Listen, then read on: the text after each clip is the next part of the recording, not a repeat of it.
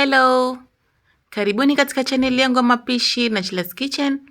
Na leo basi jikoni kwangu tunaenda kuangalia ni vipi tunatengeneza vishete vya custard kwa njia rahisi sana na ambavyo ni crunchy na ni vitamu sana. Kama we ni mgeni hapa, tafadhali na kuomba usiache kusubscribe pamoja na kulike na kuniachia comment yako nzuri hapo chini na kugusa hiyo kengele itakayokuja baada ya kusubscribe ili usipitwe na video zangu za kila wiki. Na ikiwa hujanifollow katika social media zangu Facebook na Instagram, kote natumia na Shira's Kitchen. Karibuni sana tujifunze jikoni kwangu. Na kama unavyoona hapo, kwa mahitaji yetu ya leo nimepima unga wa ngano nusu kilo. Fuatilia na kuweka custard powder vijiko 3 vya kula, na baada ya kuweka custard powder utafuatilia na kuweka unga wa self raising flour. Mie nimepima kiasi cha robo kikombe, na ikiwa hauna unga wa self raising flour unaweza ukaweka baking powder kiasi cha kijiko kimoja cha kula. Fuatilia na kuweka iliki kijiko kimoja cha kula, na baada ya kuweka iliki kijiko kimoja cha kula, changanya unga wako vizuri ili kila kitu kipate kuchanganyika vizuri. Na mahitaji yote nitaweka hapo chini katika description box ili usipate kusumbuka. Na baada ya hapo basi fuatilia na kuweka samli yako. Hiyo ni samli nilishaiayusha, nimepima samli kiasi cha kikombe robo. Nimeiayusha na nikaipoza vizuri. Hapo samli yangu haikuwa moto kabisa. Changanya vizuri mpaka unga wako upate, mpaka samli yako ipate kuchanganyika vizuri, isiwe inaonekana katika unga wako. Naam, na katika siku yetu ya leo basi tutafuatilia na kukanda unga wetu wa vishete kwa maziwa. Na uhakikishe kuwa maziwa yako sio ya moto, hayo ni maziwa ya baridi yaliyotoka katika friji.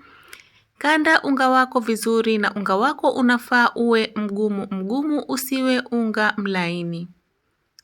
Ndio vishete kila vinapozidi kukaa vinakuwa crunchy na vinakuwa vigumu. Ukande unga wako vizuri kama hivyo mnavyoona hapo katika video.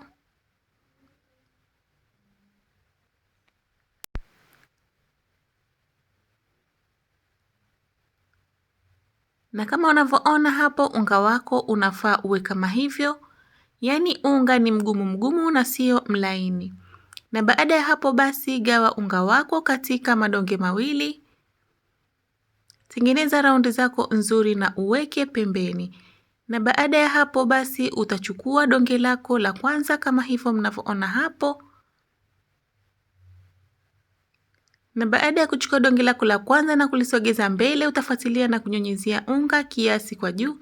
Chukua kifimbo chako cha chapati na uanze kukanda donge lako mpaka upate size ya vishete. Na size nitaonyesha hapo vipi unga wako unafaa uwe.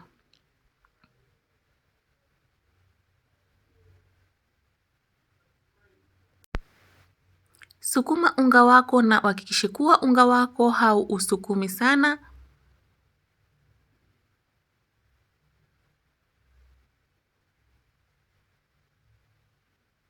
Na kama unavyoona hapo, hiyo ndio size ambayo unga wako wa vishete unafaa uwe. Chukua kisu chako na uanze kukata shapes unazozitaka wewe mwenyewe. Na hapo nitaonyesha ni vipi shapes zangu za leo nimetaka ziwe. Pia unaweza ukafanya mistari mikubwa, hapo ni wewe mwenyewe ni vipi unataka vishete vyako viwe. Na kama unavyoona, hiyo ndio size ambayo ninaitaka iwe kwa leo. Sio kwa leo tu, hivyo ndo vishete vyangu daima ninakata size kama hiyo hapo. Utakata unga wako wote hivyo mpaka utakapomaliza unga wako, na pia mpaka utakapomaliza lile donge lako jengine lililobakia. Na ikiwa utafanya vishete kilo moja basi utapima vipimo kiasi cha mara 2 ya hivi nilivyofanya hapa.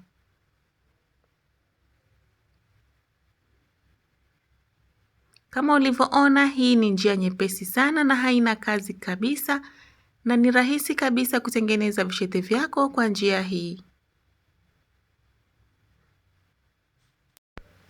Na baada ya kukatakata unga wako wote wa vishete, teleka pani yako jikoni na uweke mafuta, na uhakikishe kuwa mafuta yako yamepata kiasi kidogo tu peke yake, yasiwe ya moto sana. Na baada ya hapo fuatilia na kuweka vishete vyako. na uwe makini sana unapoweka vishete vyako ili usipate kuchomeka.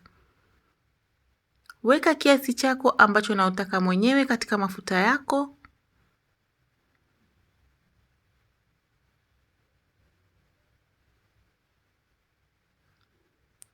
Na kama unavyoona hapo, kila mafuta yetu yanapoendelea kuchemka na vishete vyetu navyo vinaanza kuiva. Na uhakikishe kuwa moto wako ni wakati, usiweke moto wa chini sana wala moto mkali sana. Weka moto wa kati ili vipikike katika moto mdogo mdogo.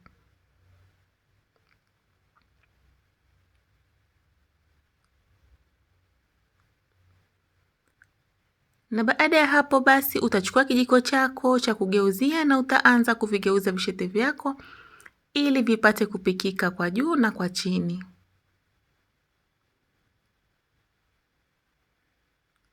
Na kama unavyoona, hiyo ndio rangi ninayoitaka mimi mwenyewe iwe. Ikiwa utapendelea viwe brown zaidi, unaweza ukaviwacha zaidi katika mafuta yako. Vitoe vishete vyako na uhakikisha umeandaa sehemu ambayo vitakayotoka mafuta vishete vyako.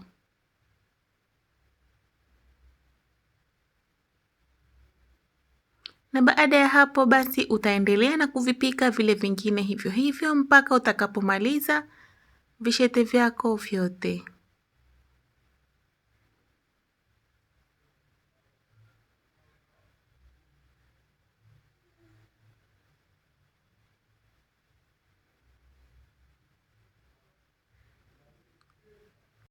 Na hapo basi tunaenda kutengeneza shira yetu ambayo tutakayoiweka katika vishete vyetu. Nimepima sukari kiasi cha kikombe kimoja cha mezani, na baada ya hapo nikafuatilia na kuweka maji kiasi cha kikombe kimoja na robo. Na baada ya kuweka maji nikaweka iliki kiasi cha kijiko kimoja cha kula. Na ikiwa una arki ya vanilla au arki ya ice cream unaweza ukaweka. Inafanya vishete vyako vinukie vizuri na pia viongeze ladha katika vishete vyako. Na baada ya hapo basi utawacha sukari yako ichemke mpaka ianze kunata. Kama unavyoona, sukari yako inafaa inate kama hivyo, yani povu, mpaka litakapokupanda kwa juu. Kama unavyoona, hiyo ndiyo size ambayo inafaa sukari yako iwe. Weka vishete vyako katika sukari yako na baada ya hapo vipepete vishete vyako. Sorry, sikuweza kuonyesha ni vipi na pepeta. I hope kila mtu anajua ni vipi unafaa upepete vishete vyako. Na baada ya hapo basi vishete vyako vikiwa tayari, haufai kuvifunika, yani viwache vishete vyako mpaka vipoe kabisa.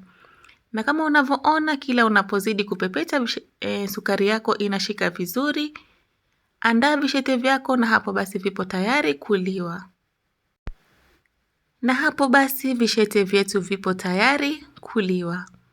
Enjoy vishete hivi kwa kahawa chungu. Yani hapa ni utamu wa hali ya juu.